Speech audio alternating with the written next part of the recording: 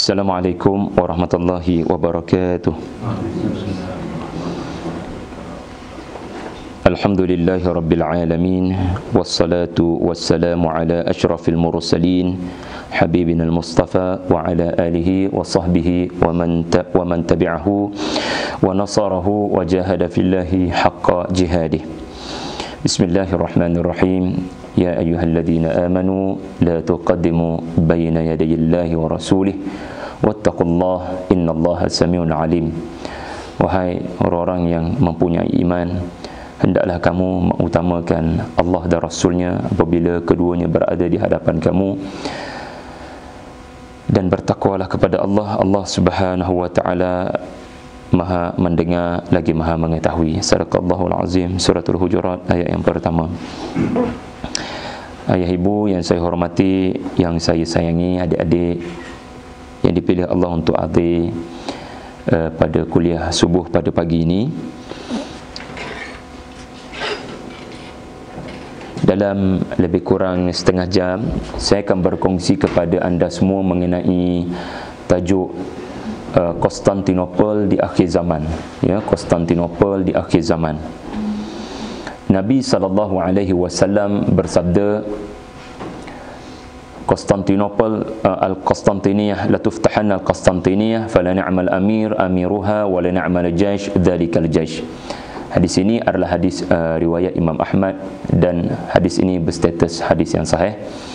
Ia bermaksud Konstantinopel akan dibuka. Sebaik-baik pemimpin itulah pemimpinnya, dan sebaik-baik tentera itulah tenteranya. Hadis itu adalah hadis yang sahih yang Nabi sabda semasa menggali parit Khandaq. Dan persoalannya adalah, di manakah Konstantinopel yang disebutkan oleh Nabi pada tahun yang ke-5 Hijrah tersebut? Maka sudah pasti ia adalah kota yang sedang kita berada sekarang, berdasarkan tafsiran Abu Ayyub Al-Ansari. Ya, Abu Ayyub Al-Ansari radhiyallahu anhu mendengar sabda Nabi tersebut, dan beliau bukan sekadar mendengar, beliau telah mentafsirkan hadis tersebut, iaitulah dengan beliau menuju ke kota ini kerana Nabi SAW bersabda mengenainya. Dan beliau bukan datang kemari untuk ziarah sekadar nak mentafsirkan di mana Konstantinopel dalam hadis Nabi tersebut, tetapi beliau hadir sebagai mujahid, sebagai ghazi, ya, bersama dengan delegasi pasukan muslimin, mahu membebaskan kota ini daripada syirik. Baik. Maka sekarang saya harap semua sudah mengetahui di manakah Konstantinopel tersebut. Baki lagi persoalan yang juga kita perlu tahu, siapakah yang dimaksudkan oleh Nabi sebagai sebaik-baik pemimpin dan sebaik-baik tentera? Ya, siapakah? Maka dalam hal ini kita perlu merujuk kepada beberapa hadis yang lain, kerana Nabi rupa-rupanya telah menghuraikan hadis tersebut di banyak tempat yang lain. Ya, jadi kalau tuan-puan nak tengok hadis tersebut, tuan-tuan kena pastikan hadis tu hadis sahih. Dan kemudian banyak sangat hadis sahih ni, mana kitab yang paling mudah kami rujuk, Ustaz? Jadi kitab hadis-hadis sahih yang paling banyak bercakap pasal Konstantinopel ini, ya, Konstantiniyah ini adalah hadis dalam maafkan saya, dalam kitab Sahih Muslim. Imam Muslim dia mengumpulkan banyak hadis yang berbicara mengenai Konstantiniyah. Jadi saya nak bacakan kepada tuan-puan semua lebih kurang 3 hadis cukup, supaya anda ada gambaran tentang tajuk kuliah subuh pada hari ini, Konstantinopel di akhir zaman. Iaitulah satu tajuk yang menunjukkan something will happen here in the future. Walaupun keadaan sekarang Istanbul, ya, seperti tidak menunjukkan hadis itu berlaku, tetapi kita anggap hadis ini bisyarah. Bisyarah ni maknanya benda yang dah tak nampak sekarang tapi akan berlaku di masa depan. Dan ia adalah berita gembira, bukan berita duka cita. Dan sebelum saya bacakan hadis tersebut, kita kena ingat, Nabi bukan tok nujum. Nabi bukan tukang ramal. Nabi ini macam Nabi Khidir ya. Kalau siapa masih ingat kuliah saya di restoran semalam subuh, di restoran semalam subuh, saya kata, Nabi Khidir kata, Musa, kau akan gagal menahan kesabaran bila bersama dengan aku. So bila Khidir alaihi salam kata macam tu, Nabi Musa anggap Nabi Khidir meramal. Nabi Musa anggap Nabi Khidir memberikan firasat. Sebab seorang guru yang berpengalaman, dia boleh bagi firasat, kan? Dia boleh meramalkan pelajar ni akan gagal ke tak gagal ke berdasarkan tindak tanduk pelajar berkenaan sepanjang kelas, betul tak? Kan? Tetapi Nabi Khidir bukan bertindak dengan Nabi Musa sebagai seorang guru. Nabi Khidir dipertemukan Allah dengan Nabi Musa kerana Allah nak ajar Nabi Musa, Khidir ni ada ilmu wahyu, ilmu daripada Allah yang tak ada pada Nabi Musa. Maknanya apa? Khidir bukan bercakap atas dasar ramalan atau firasat. Khidir bercakap atas dasar Allah bagi tahu. Allah ni dia tahu masa depan. Sebab masa tu sendiri makhluk dia. Masa tu sendiri makhluk dia. Jadi takkan Allah tunduk pada makhluk, takkan Allah terikat pada masa depan. Jadi Allah kata Musa akan gagal. Tetapi Musa anggap itu ramalan Khidir. Lalu akhirnya semalam saya cerita macam mana di ketiga-tiga hentian itu terbukti benar ke tak benar apa yang Khidir bagi tahu. Terbukti benar, apa yang Khidir beritahu adalah benar, kerana Khidir bukan memberitahu daripada fikirannya. Khidir hanya mengumumkan apa yang Allah beritahu kepadanya. Baik. Hadis yang pertama yang ramai orang datang Turki tak tahu. Saya akan bacakan pada anda. Ya, kebanyakan datang ke Turki ini mereka hanya mengetahui tentang Sultan Muhammad Al-Fatih, iaitulah pembuka Konstantinopel, dan mereka hanya tahu hadis yang kita hafal dalam bahasa Turki ya. Cuba bacakan ya sekali lagi dalam bahasa Turki. Ya. Konstantinia muhaqqaq fathadila chaktar anu fathadan amir neguzal amir anu fathadan ordu neguzal ordudu. Hadis tu hadis yang sahih. Hadis itu adalah hadis yang diketahui oleh ramai orang Turki, dan hadis itu juga sangat diketahui oleh ramai orang yang ziarah ke Turki daripada Malaysia. Tetapi istimewanya kepada anda yang datang trip ini, kerana trip ini namanya apa entah namanya. Trip ini namanya adalah yes, jejak Konstantinopel. Maka wajib ke atas anda semua untuk mengetahui 3 hadis lain tentang Konstantinopel. Just you can understand the bigger picture. Anda boleh faham gambaran yang lebih luas tentang Istanbul. Kalau anda faham ketiga-tiga hadis ini, anda tidak akan anggap tempat yang kita berada ini hanyalah kota bersejarah.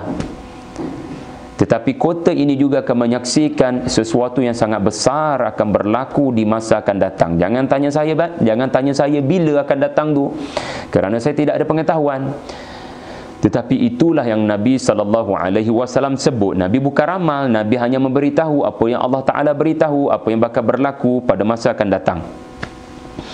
Hadis yang pertama, Umranu Baitil Maqdis Kharabu Yathrib wa kharabu Yathrib khurujul malhamah wa khurujul malhamah fathu Konstantiniyah wa fathul Konstantiniyah khurujud dajjal Okey, saya bukan sekadar nak terjemahkan hadis ni sebab masa tak banyak. Saya terus terangkan apa makna hadis ini. Hadis ni riwayat Imam Abu Daud. Hadis ini berstatus sahih. Nabi menerangkan ada 5 peristiwa akan berlaku menjelang kiamat. Dan inilah 5 perkara tersebut. 5 peristiwa ini adalah tanda kiamat sudah hampir, dan kelima-lima peristiwa ini Nabi terangkan dalam bentuk kronologi. After this happen, then something happen, and then after benda tu berlaku, benda lain akan berlaku. Pertama sekali Nabi kata umranu Baitul Maqdis. Baitul Maqdis akan mengalami kemajuan dan kepesatan yang luar biasa.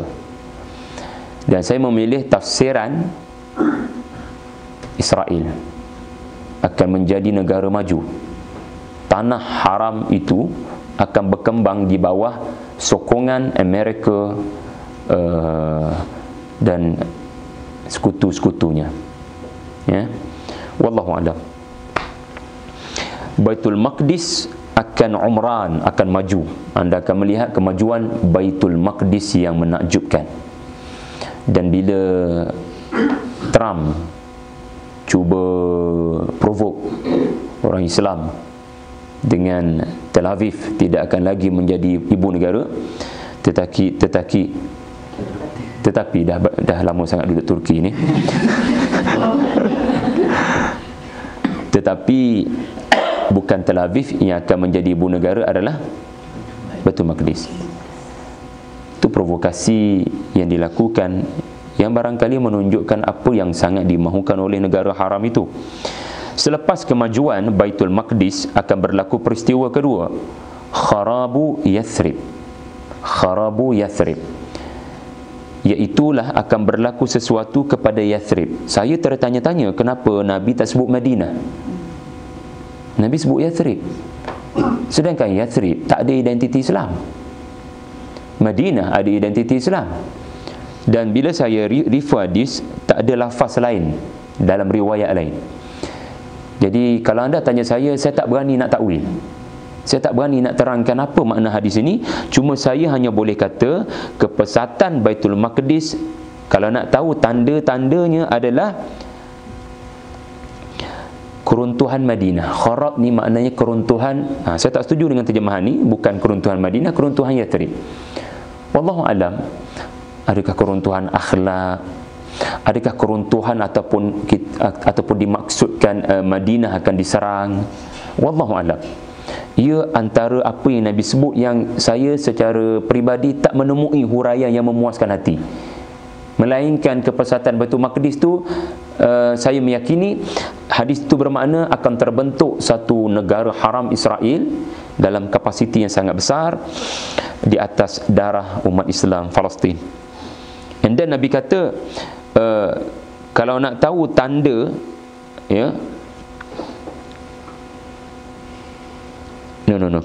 Selepas kepesatan Baitul Maqdis akan berlaku perkara kedua, keruntuhan Yathrib. Kemudian peristiwa yang ketiga, selepas keruntuhan Yathrib akan berlakunya Malhamah. Nabi sebut Malhamah, setengah orang terjemahkan sebagai the great slaughter, apa benda entah, penyembelihan. Apa bahasa Inggeris? Slaughter. The great slaughter. Okey. Tetapi maknanya yang sebenar adalah satu peperangan yang sangat banyak mayat-mayat bergelimpangan. Kerana malhamah asal daripada laham. Laham adalah daging. Daging yang sudah tidak ada tubuh, bernyawa. Itu akan berlaku. Iaitulah perang besar yang menyebabkan banyak mayat-mayat bergelimpangan. Kemudian bila berlaku perang besar tersebut, saya yakin anda tertanya-tanya apakah perang tersebut. InsyaAllah Nabi akan huraikan lagi. Perkara ketiga yang akan berlaku selepas peperangan besar yang dahsyat tersebut adalah Nabi sebut pembukaan Konstantinia. Di sinilah hadis yang kedua, rupa-rupanya Nabi menghuraikan apa berlaku sebelum Konstantinopel dibuka. Iaitulah something war, perang besar akan berlaku. Selagi perang besar tidak berlaku, maka tidak boleh dikatakan Konstantinopel telah dibuka. Okey. Dan perhatikan Nabi menyebut pembukaan. Pembukaan dalam surah Al-Fatah tidak merujuk kepada perang. Fatah dalam Quran merujuk kepada perjanjian damai. Ya, maknanya dibuka tanpa peperangan. Dan sebaik-baik fakta untuk memahami makna Fatah adalah Fathu Makkah. Kerana peristiwa itu berlaku pada 8 Hijrah, tidak ada sebarang pertumpahan darah. Maknanya ia berlaku selepas dialog yang bertahun-tahun. Ya, selepas Hudaibiyah sampai Fathu Makkah lebih kurang 2 tahun, maka dialog menyantuni kaum penyembah berhala ini telah menyebabkan ramai masuk Islam tanpa peperangan. Ya. Okey, itulah yang keempat. Kemudian selepas Konstantiniyah dibuka, Nabi menyebut Dajjal keluar. Dajjal keluar. Jadi Dajjal tak keluar lagi ni, tetapi Dajjal akan keluar. Tetapi apa tanda Dajjal keluar? Dan ingat, Dajjal bila keluar, kiamat depan mata. Bila-bila masa akan berlaku. Tetapi Nabi Isa akan turun dululah untuk membunuh Dajjal. Itulah lebih kurang hadis yang pertama. Hadis yang pertama daripada 3 hadis secara ringkas. Anda mesti tertanya-tanya kan, apa perang tersebut kan? Okey, maka Nabi menghuraikan perang tersebut dalam hadis yang lain. Dan hadis ini riwayat Imam Muslim. Kalau tadi riwayat Abu Daud, ya. Okey, hadis ini sahih, confirm. Okey, dengar. Sami'tum bimadinatin, hal sami'tum bimadinatin janibun minha fil bar wa janibun minha fil bahar. Wahai sahabat-sahabat sekalian, Nabi tanya, adakah kamu pernah mendengar tentang satu kota yang sebahagiannya di darat dan sebahagiannya di laut? Kalau saya tanya anda, apakah jawapannya? Sudah pasti kota itu kita sudah tengok petanya adalah Istanbul. Okey. Saya tak berani nak takwil dengan takwil-takwil yang kononnya hadis ini Nabi tak kata pasal Turki. Nabi kata pasal kuasa Ortodoks Kristian. Kerana masa Nabi sebut hadis ni, kebetulan kuasa Ortodoks berlaku di Konstantinopel. Tetapi hari ini kuasa Ortodoks bukan Turki. Turki negara Muslim, kan? Negara Muslim. Kuasa Ortodoks siapa pegang sekarang? Siapa pemegang kuasa Ortodoks? Bukan Katolik. Katolik Vatican City. Ortodoks, yes, Rusia, Moskow. Tetapi saya tak berani nak takwil Nabi sebut pasal Rusia akan masuk Islam ramai. Ia barangkali berlaku, tetapi ayat yang saya baca awal tadi, la tuqaddimu baina yadayillahi wa rasulih. Saya tak berani nak tafsir kepada tafsir-tafsir lain, kerana Abu Ayyub anak murid Nabi, dia dah tafsirkan hadis tu. Hadis tu merujuk pada tempat yang aku mati ni. Jadi tak berani nak tafsir kepada arah lain. Siapa yang mahu melakukannya silakan, tapi saya tak berani. Okey, kemudian para sahabat kata, qalu na'am ya Rasulullah, kami tahu kota itu. Sahabat-sahabat kata kami tahu kota itu. Dan sudah pasti salah seorang daripada sahabat Nabi yang mendengar sabda ini adalah Abu Ayyub, Ibnu Abbas. Dan tahukah anda, antara yang mengepung Konstantinopel ini bersama-sama dengan Abu Ayyub adalah Ibnu Abbas, kan? Jadi adakah ada pentafsir lebih baik daripada Ibnu Abbas, kan? Okey. Jadi bila para sahabat kata kami tahu wahai Rasulullah, apa Nabi kata pula? Nabi tak kata apa dia? Kota tu. Tak. Bila sahabat-sahabat kata begitu, ini sebenarnya menandakan para sahabat sudah memahami Nabi ada benda lain Nabi nak cakap. So mereka terus berdiam diri. Ya, kami tahu wahai Rasulullah. Dan mereka berdiam diri. Mereka tak kata pun ataupun tak ada orang pun angkat tangan. Ya, saya tahu jawapannya, bagi saya hadiah kalau saya jawab dengan betul. Tak ada. Sahabat tak kata itu adalah Konstantinopel. Mereka faham, Nabi pun tahu itu Konstantinopel, tetapi Nabi ada benda besar Nabi nak kata. La taqumus sa'atu hatta yaghzuha 70,000 min Bani Ishaq. Nabi bersabda, tidak akan berlaku kiamat sehinggalah kota itu tu merujuk pada apa? Sebahagian di barat, sebahagian di laut, iaitulah kota Konstantiniyah. Sehinggalah kota itu diperangi. Rasulullah kali ini menggunakan perkataan perang. Tadi buka. Dan buka perang ni berbeza. Fatah tak sama dengan ghazwah. Futuhat tak sama dengan ghazwah. Jadi Nabi kata sehinggalah 70,000 orang keturunan Nabi Ishaq, Bani Ishaq. Dan ini pun satu pemilihan perkataan yang menarik daripada Nabi.